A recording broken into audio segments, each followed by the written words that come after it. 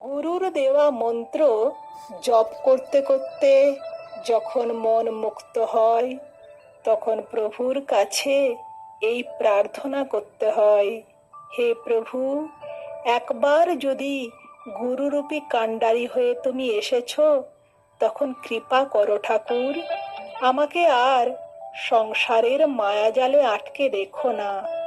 আমার সংসারের বন্ধন ছিন্ন করো প্রভু। ওরে মন মাঝি, প্রেমের ভেলা খুলে নে।